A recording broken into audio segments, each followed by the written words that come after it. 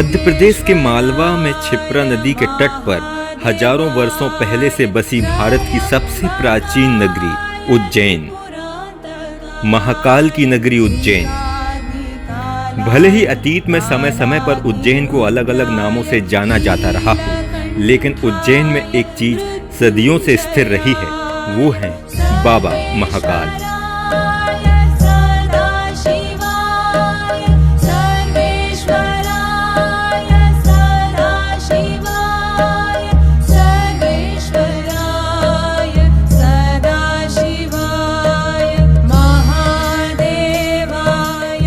अगर धर्म ग्रंथों की माने तो उज्जैन जीवन और मौत के चक्र को खत्म कर मोक्ष देता है।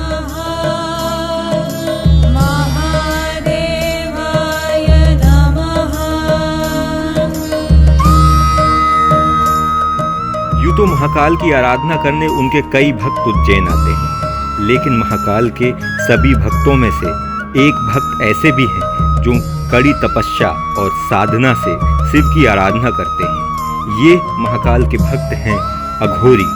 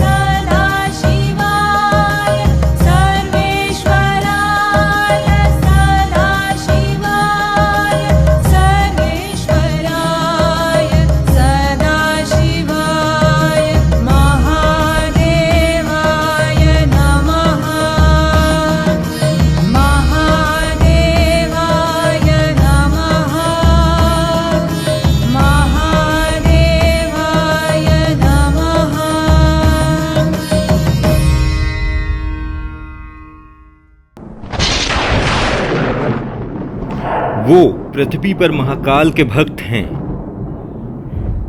वो जिन्हें कलयुग में महाकाल का अवतार माना जाता है, वो जिन्हें शिव के 5 रूपों में से एक रूप कहा जाता है।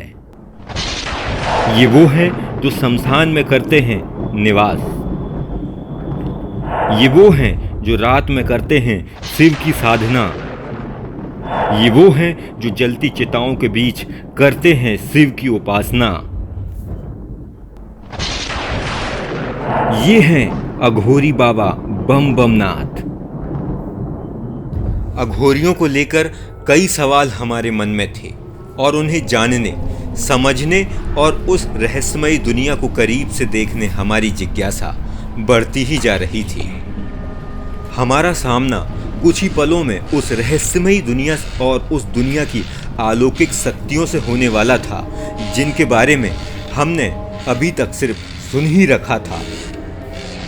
घनी अंधेरी रात में हमारी आंखें सिर्फ उस मंजर को महसूस कर रही थीं, जो कुछ समय बाद हमारे सामने आने वाला था।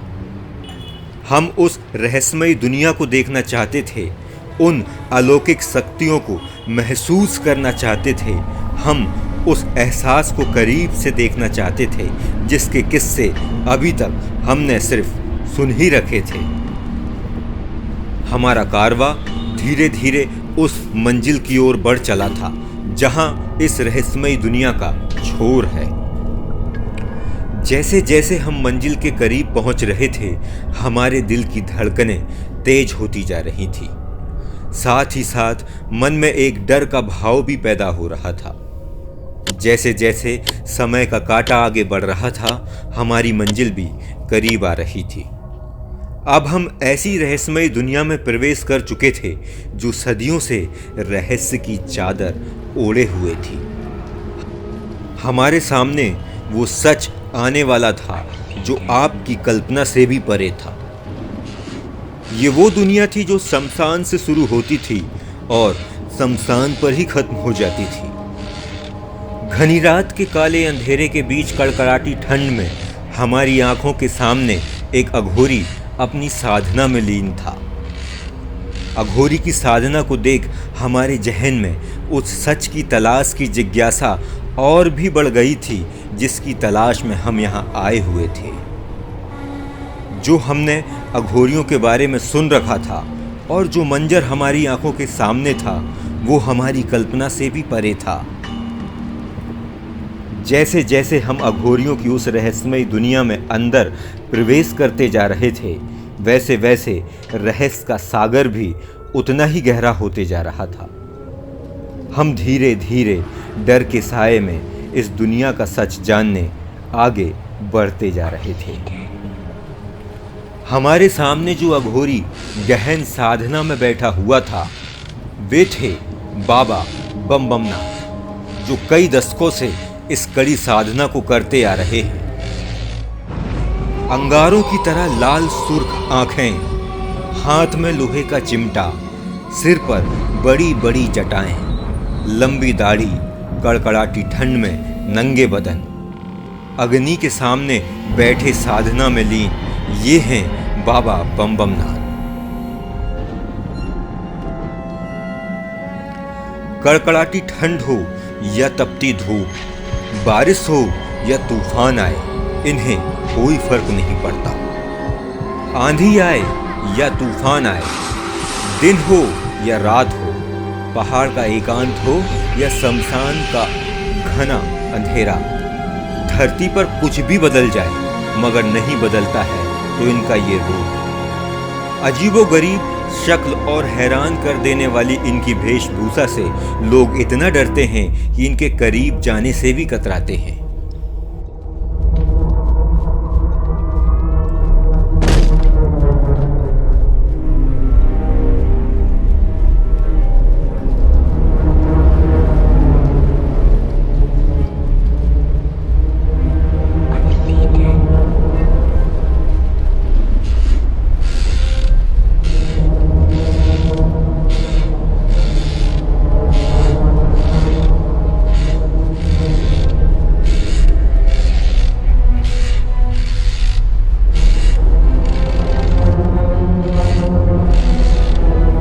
अब आप ही जान लीजिए कि आगे का मंजर कितना डरावना और रूह को कपाने वाला होगा, जो कि आपकी कल्पना से भी परे है। वो मंजर जो आपकी रूह को कपा दे वो अब हमारी आंखों के सामने था।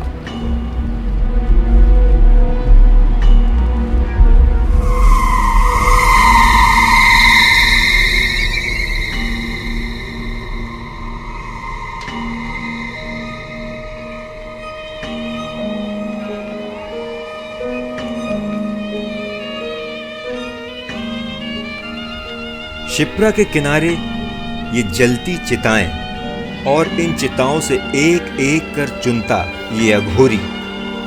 आखिर आधी रात में जलती चिताओं से ये अघोरी क्या उठा रहा था? ये अघोरी इन जलती चिताओं के साथ आखिर क्या कर रहा था? हमारे जहन में इस राज को जानने की उत्सुकता बढ़ती ही जा रही थी।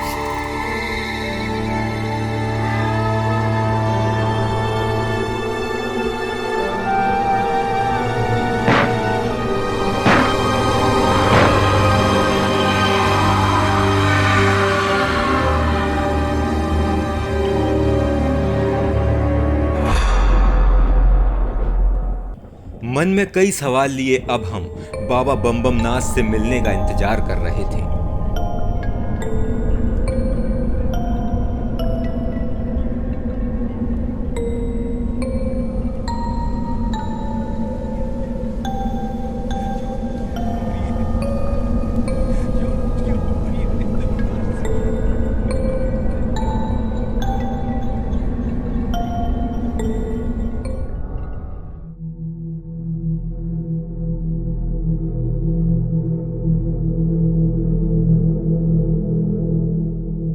बाबा अपनी साधना खत्म कर रात में ही स्नान कर रहे थे। इस कड़कड़ाती ठंड में जब पानी बर्फ के समान लगे, ऐसे में बाबा को स्नान करता देख बाबा से बात करने की उत्सुकता बढ़ती ही जा रही थी।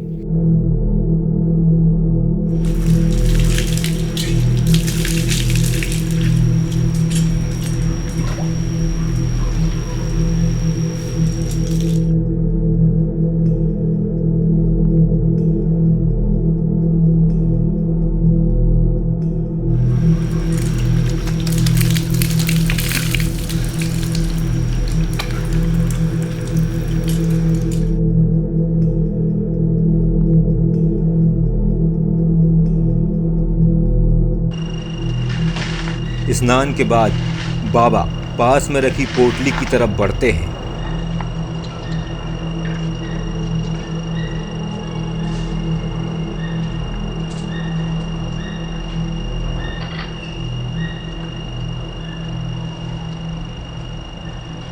पोटली में रखी राख को धीरे धीरे अपने शरीर में लगाने लगते हैं।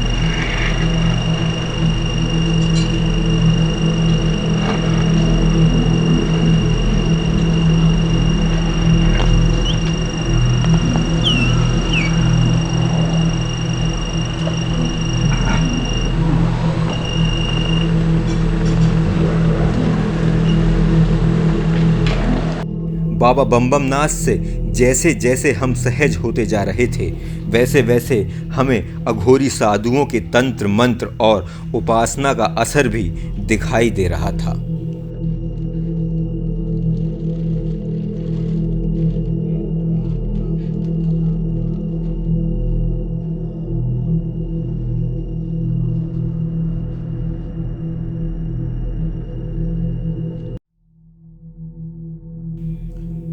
चिता की आग में धू धू करता इंसान का शरीर कब राख में तब्दील हो जाता है पता ही नहीं चलता।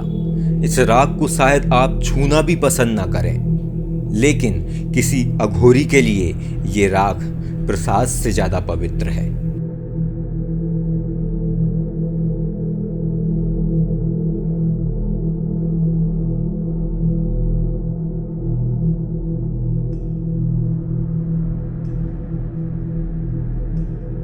हम गुमसुम और सहमे हुए उस अघोरी की साधना को अपने कैमरे में कैद कर रहे थे। साधना में कोई रुकावट ना आए, लिहाजा हम सवाल तभी करते जब बाबा की तरफ से इशारा होता।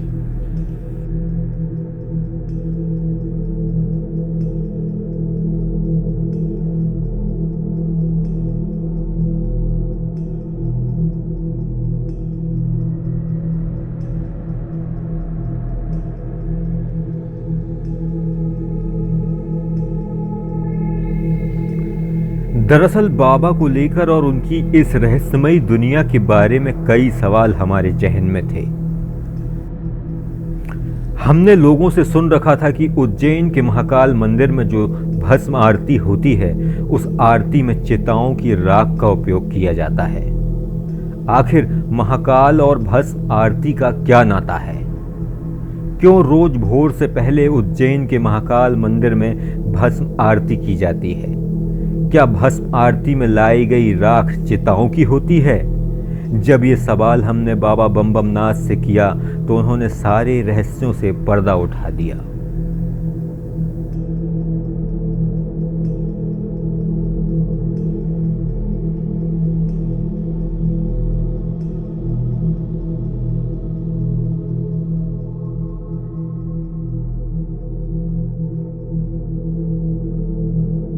अघोरियों की दुनिया इतनी रहस्यमयी क्यों है? वे क्या खाते हैं, क्या पीते हैं, कहाँ रहते हैं, उनकी पहचान क्या है? इन्हीं कुछ रहस्यमयी सवालों के जवाब ढूंढने मैं अभिषेक मेहरा और हमारी खबर मध्य प्रदेश की टीम आ पहुंची है महाकाल की नगरी उज्जैन। जी हाँ, ये महाकाल की नगरी उज्जैन है। घड़ी में वक्त तकरीबन हो चला है 2 बज चुके हैं और इस वक्त हम आज आ पहुँचे हैं महाकाल की नगरी उज्जैन। हमारे साथ मौजूद हैं बाबा बम बम नाथ जी, जिनसे हम इन रहस्यमयी सवालों के जवाब जानने की कोशिश करेंगे कि आखिर ये अघोरियों की जो दुनिया है उसका रहस्य क्या है। तो मैं स्वागत करता हूँ बाबा बम बम नाथ जी का। बाबा जी, स्वागत है आपका हमारे चैनल पर। जय श्री महाकाल। मेरा नाम श्री योगी बाबा ममनाथ अघोरी है। मैं चक्रतीर्थ शमशान में रहता हूँ, उज्जैन चक्रतीर्थ शमशान में रहता। मेरे गुरु का नाम श्री योगी बाबा भूतनाथ अघोरी है। पूछिए, आपका क्या सवाल है, क्या प्रश्न है, क्या चाहते हैं आप? बाबा जी, शिव का भस्म से क्या संबंध है? थोड़ा सा आप हमारे दर्शकों को बताइए। शिव का भस्म से संबंध क्या है? शिव से भस्म का संबंध आदि अनंत से है, जन्मों जन्म से है। क्योंकि भगवान शिव अपने भक्तों का ये जो 5 तत्व की शरीर होती है, इसे 5 तत्व में जब मिल जाती है, जलने के बाद ये भस्म हो जाती है, 5 तत्व में लीन हो जाती है। उसे भगवान भोलेनाथ ने स्वयं रमा लेते हैं, 5 तत्व को अपने में विलीन कर लेते हैं, यानी अपने भक्तों को अपने में ही समेट लेते हैं। यह है रहस्य। और भगवान भोलेनाथ तो अजन्मा है, अमरावती है, अमर है। उन्होंने माँ सती से शादी करने से पहले भी भस्म रमाया था और सती को भस्म होने के बाद भी उनकी भस्म रमाया था। तो भगवान का भस्म से जैसे लोग कहते चोली दामन, वैसे भगवान का भस्म और भगवान का भोलेनाथ का रिश्ता है। ये संसारी भस्म से तैयार हुआ है। ये सृष्टि की रचना ही भस्म से हुई है और ये शरीर भी लास्ट में 5 तत्व भस्म बन जाती है। इसलिए भगवान भोलेनाथ अपने भक्तों को 5 तत्व को अपने आप में समेट लेते हैं, अपने आप में विलीन कर लेते हैं। प्रकार की साधनाएं होती हैं, बहुत प्रयत्न करते हैं और ये बहुत कड़ी तपस्या है। तो आपसे मैं पूछना चाहूँगा, शिव साधना क्या है? शिव साधना है, देखो शमशान में लोग रहते हैं, सब साधना है, शिव साधना है। शमशान में बैठ के भगवान भोलेनाथ का भजन करते हैं, ओम नमः शिवाय का जाप करते हैं, नाना प्रकार के लोग मंत्रों से भगवान का आमंत्रित करते हैं। भगवान को बुलाया जाता है। हाँ, आमंत्रित करने का मतलब बुलाना। शमशान साधना क्या है? शमशान साधना है शमशान में रहना, शमशान में खाना, शमशान में सोना, यह है शमशान साधना। और ऐसा कहा जाता है कि दिन में तो लोग वैसे ही डरते हैं और आप रात में, मैंने अभी आपको देखा, आपने स्नान किया। स्नान करने के बाद इतनी कड़ाके की ठंड है, रात के तकरीबन 2 बज चुके हैं, आपने स्नान किया। स्नान करने के बाद आपने भस्म रमाई, फिर इसके बाद आपने हवन किया, आपकी साधना की। इसके बारे में कुछ बताइए, क्योंकि अमूमन लोगों को इस दुनिया के बारे में पता नहीं होता है कि आप गृहस्थी हो, मैं साधु हूँ, ठीक है। आप संसारी को, मैं बैरागी हूँ, ठीक है। हम नाथ जी हैं, हमारी संप्रदाय क्या है? नाथ जी। हम भोलेनाथ की संतान है, उनके वंशज है, ठीक है। और हम साधु भस्म से ही मेरा जीवन है, हम भस्म ही मेरा अपना जीवन समझते हैं। भगवान की भस्म, भगवान का भजन ही अपना जीवन है। क्योंकि जब माँ बाप ने मुझे भगवान के नाम पे समर्पित कर दिया तो भगवान ही मेरा जीवन है, भगवान ही मेरा माँ बाप है, भगवान ही मेरा संसार है। हम भगवान की भजन करते और रह गया ठंडी गर्मी बरसात से मेरा संबंध नहीं है, मेरा संबंध अपने कर्मों से। हम भगवान को यानी कि कपड़ा उतार दिए तो भजन कर रहे हैं तो भगवान मेरे से खुश नहीं, ऐसा कोई बात नहीं। भगवान मनुष्य के कर्मों से खुश रहता है, ना खुश रहता है। भगवान का भक्त राम और बहुत बड़ा भक्त था, लेकिन उसका कर्म ऐसा था कि जो भगवान उससे नाराज हो गए, नहीं उससे खुश थे भगवान, सदैव खुश थे। उसका नाम राम राय रखे, उसे अमर का वरदान दिए, लेकिन उन्होंने लास्ट सीमा लाग गया तो भगवान ने उसके मृत्यु का भी कंगाल बना दिया, अधर्म किया। इसी तरह धर्म अधर्म का खेल है संसार। और रह गई अघोरियों की दुनिया, तो अघोरी तो आवागमन से परे रहता है। मान सम्मान हानि लाभ ये संसार से बहुत परे रहता है। ऐसा नहीं कि उसके पास कह दिया कि हम संसार से परे हैं, मेरे पास धन है तो और संचालित कर लिया रख लिया, ऐसे नहीं होता है। धन लाखों आवे से कोई परवाह नहीं होनी चाहिए, अधन 1.25 लाख चला जाए उसे परवाह नहीं होना चाहिए। आनी एक हाथ से ले रहा है, एक हाथ से लुटा रहा है, उसे कोई धन से मतलब नहीं है। आ रहा है तो संसार की सेवा कर दिया, यानी कि अपने लिए नहीं संचा कि नहीं मैं गाड़ी बना लो। आज मेरे पास कुछ भी नहीं है। उज्जैन के अंदर या जहाँ धरती पे जहाँ भी मेरा भंडारा होता है देसी घी से होता है। मैं नमक की रोटी खाता हूँ, लेकिन हमारे भक्त देसी घी की रोटी खाते हैं। उन्हें हम देसी घी खिलाता हूँ, लेकिन हम नमक से रोटी खाता हूँ। ठीक है, तो हमारा संसार अलग है। हम भक्तों को खुशी देखना चाहता हूँ, भक्त मुझे खुशी देखे या न देखे, लेकिन हम संसार की खुशी में अपना खुशी समझता हूँ, संसार के दुख में ही अपना दुख समझता हूँ। अगर आज मेरा कोई भगत दुखी है और मुझे याद कर रहा है तो मुझे दुख जरूर होगा कि यार मेरा भक्त आज संकट में है। जब वो खुश है तो हम भी खुश है, आज मेरा भगत सुखी है। ये राज चौंकाने वाला था, क्योंकि दुनिया अभी तक यही जानती थी कि अघोरी सबकी साधना करते हैं, अघोरी मुर्दों का मांस खाते हैं। लेकिन जब ये सवाल हमने बाबा से किया तो जवाब ने हमें बेचैन कर दिया। खाने का आपने जिक्र किया तो एक मैंने कहीं सुन रखा है और कहीं पढ़ भी रखा है कि आपकी साधना में अघोरी जो होते हैं वो मांस को भी खाते हैं। देखो वह मांस शराब उनके लिए कोई बड़ी बात नहीं है, वो तो भगवान की भजन के लिए अपना आनंद ले रहे हैं। यानी कि मांस खा लेने से कोई बहुत बड़ा अघोरी बन जाता है, या शराब पीने से कोई बहुत बड़ा अघोरी बन जाता है। हम तो शराब भी नहीं पीते, मांस भी नहीं खाते हैं, और सारी दुनिया का शराब पी जाऊं और मांस खा जाऊं। बाबा जी ये मांस इंसानी मांस रहता है। हाँ यही पूछना चाह रहा था। हाँ, तो इंसान की मांस क्या है खाने में? तो क्या उससे भगवान खुश हो जाएगा? नहीं, भगवान कहता है कि मांस खाने से राक्षस राक्षस ही होता है, देव देव ही होता है, और राक्षस वृत्ति कर रहा है जो मांस खा रहा है। अघोरी तो है मगर राक्षस वृत्ति, उसका मृत्यु के बाद उसका जीवन ही वही रहेगा, वह कभी मोक्ष का रास्ता नहीं बनता। पूजा 2 प्रकार की होती है, एक वैष्णव को अघोरी।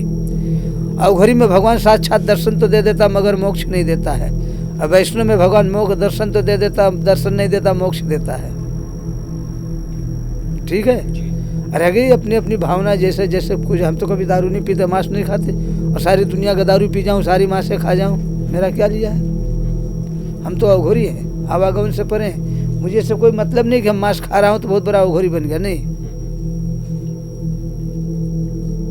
ठीक है, ये अपनी अपनी साधना है, अपनी अपनी हाँ, शिव के प्रति अपनी अपनी भक्ति है। शिव थोड़ी बोले कि तुम मांस खाना। हाँ जी। नहीं नहीं नहीं, शिव तो परम वैष्णव है जी, अपरम अघोरी है। उनसे बड़ा कोई अघोरी नहीं धरती पे, उनसे बड़ा वैष्णव कोई नहीं है। रह गई तुम्हारा मतभेद है कि हम भगवान को खुश कर रहे हैं, हम तो मांस खाएंगे। ठीक है, तुम मांस खाओ, मगर मेरी पूजा तो कर रहा है ना, मेरा भगत तो है ना, हम तेरे को उसी रूप में मिलेंगे। तू लहसुन प्याज नहीं खाता है, दारू नहीं पीता है, तू वैष्णव है, हम तेरे को उसी रूप में मिलेंगे दोनों को।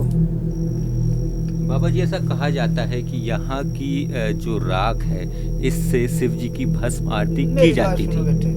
अब तुम्हें मैं बताता हूँ। हाँ जी। भगवान भस्म का रिश्ता तो चोली और दामन का आदि अनंत से है। माता सती के लेके सती के जन्म से पहले से रिश्ता है भगवान भस्म का।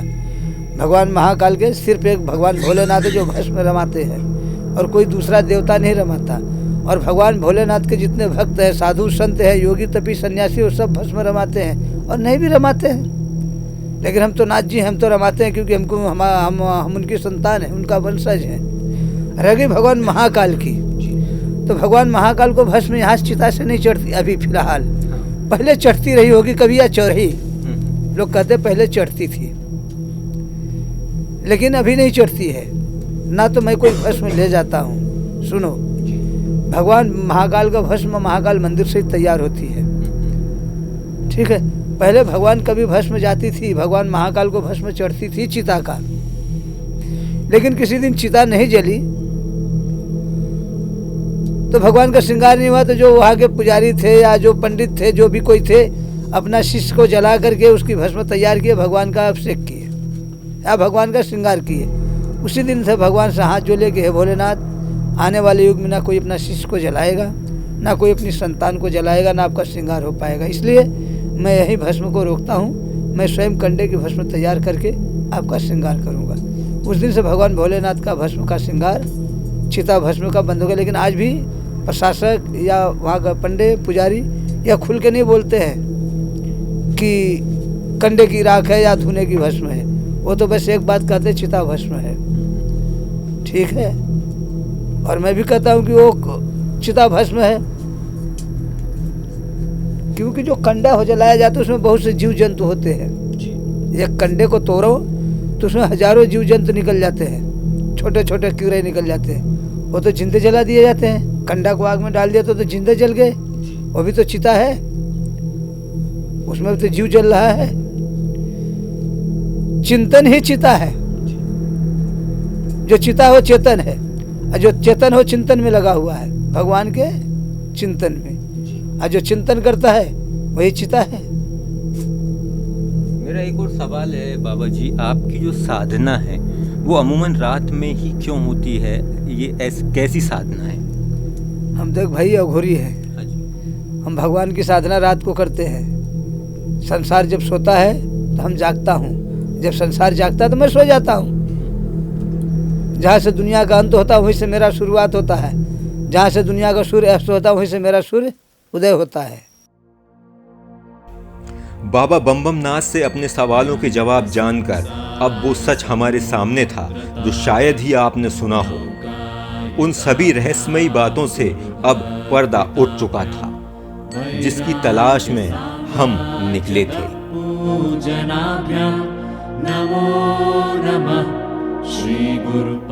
हमारे सवालों के जवाब देकर बाबा हर रोज की तरह अपनी मंजिल की ओर निकल पड़ते हैं।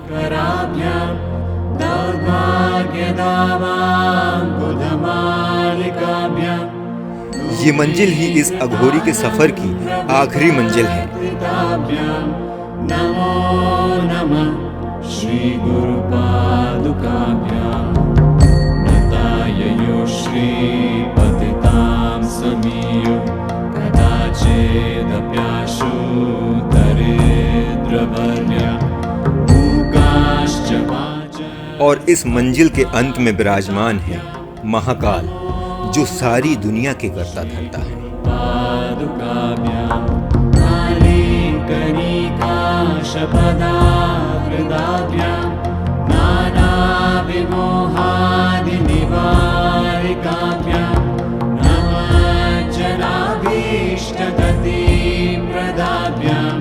नमो नमः श्री गुरु पादुकाभ्यां कृपालिमौली रजरत्नकान्ति सरिद्विराज झषकन्यकाभ्यां नृपत्पदाभ्यां नतलोकपङ्क्तेः नमो नमः श्री गुरु पादुकाभ्यां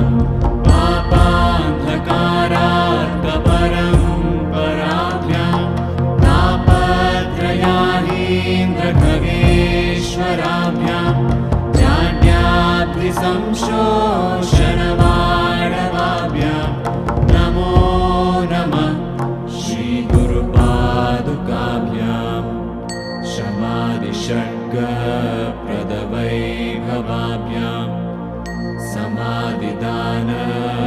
दत्तदीक्षिताभ्यां रमाधवाङ्ग्रे स्थिरभक्तिताभ्यां नमो नमः श्रीगुरुपादुकाभ्यां स्वाचापराणामखिलेष्टताभ्यां स्वाहा सहायाक्षधुरन्धराभ्यां स्वान्ताच्च भावप्रदपूजनाभ्यां नमो नमः श्रीगुरुपादुकाभ्याम्